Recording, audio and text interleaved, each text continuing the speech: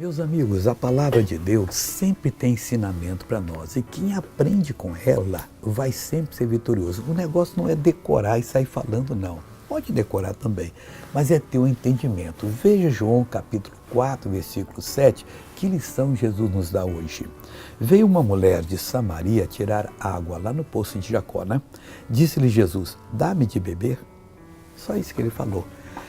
Olha, se fosse eu ou você, talvez nós estivéssemos sentados ao poço, era meio-dia, só as mulheres de má fama que vinham ao poço. As honestas não deixavam chegar naquela hora, não, na hora de manhã. Então, elas vinham no calor do sol, que não tinha uma mulher, porque elas tinham um comportamento, prostituta, essas coisas mais, mulheres de vida errada.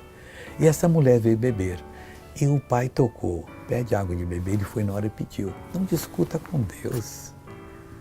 Aquilo que parecia ser uma importunação, sei lá, um pecado, porque afinal de contas estavam os dois. Ele disse, não, Jesus não tinha isso.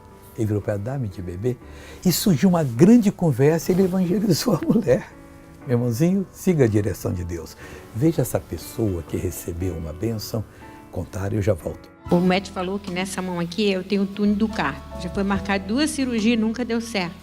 E agora eu estou sentindo um calor muito forte nela e eu creio em nome de Jesus. Porque deu é muito calor dormente, aí? Ela é muito dormente. E agora? Eu não consigo nem pegar as coisas que eu não sinto os dedos, até a caneta, né? E eu estou sentindo um calor nela agora muito forte. Se a senhora pegasse, o que acontecia? Ela Caía? fica dormente, aí eu tenho que parar, esperar, depois eu volto novamente. Pega essa Bíblia minha aqui, ó. E agora? Ótimo. Ótima. Quero orar com você agora, Pai. Nós precisamos seguir as tuas direções para evangelizar, para fazer amizades, para negociar, Pai. Nós temos que aprender contigo. E se aprendermos, vamos ser bem-sucedidos. Oh, meu Deus, qualquer ação do inimigo que está atuando nessa vida, eu repreendo agora. Eu expulso e digo, sai em nome de Jesus. E você diz amém. Glória a Deus.